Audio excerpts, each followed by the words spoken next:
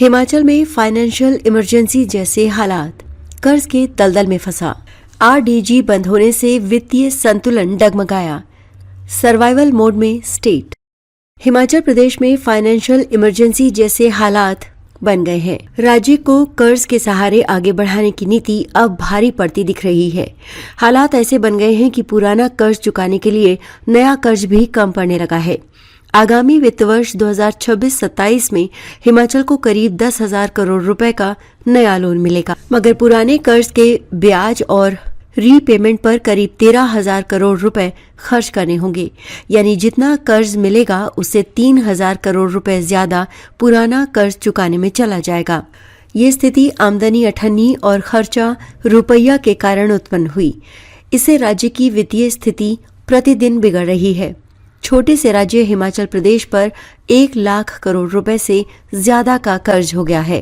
केंद्र ने ऐसे वक्त में रेवेन्यू डेफिसिट ग्रांट यानी आरडीजी बंद करने हिमाचल को फाइनेंशियल इमरजेंसी जैसे हालात में धकेला है।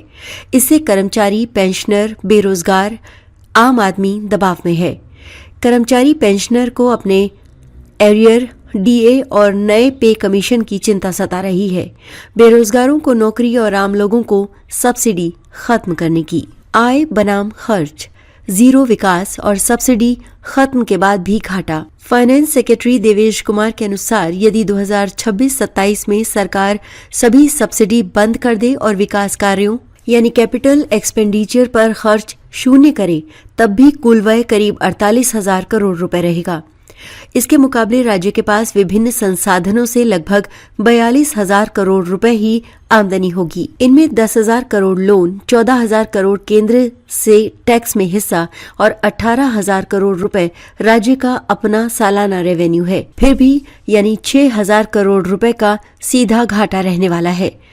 आरडीजी बंद सबसे बड़ा झटका। इस वित्तीय संकट की जड़ में रेवेन्यू डेफिसिट ग्रांट यानी आरडीजी का बंद होना है। ये ग्रांट हिमाचल जैसे पहाड़ी और सीमित संसाधनों वाले राज्यों के लिए जीवन रेखा मानी जाती है।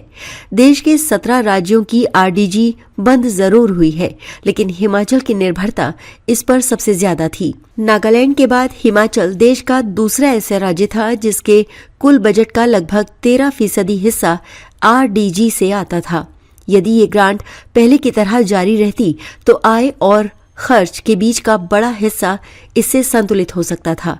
इसके अचानक बंद होने से राज्य की नकदी व्यवस्था डगमगा गई है। आय बढ़ाने की कोशिशें पर कामयाबी नहीं।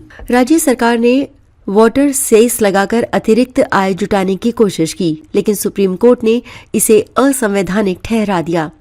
जीएसटी लागू होने के बाद राज्य की स्वतंत्र कर लगाने की क्षमता सीमित हो गई है। शराब पर टैक्स बढ़ाकर कुछ अतिरिक्त राजस्व जरूर आया है, पर बढ़ते खर्च के सामने ये नाकाफी है।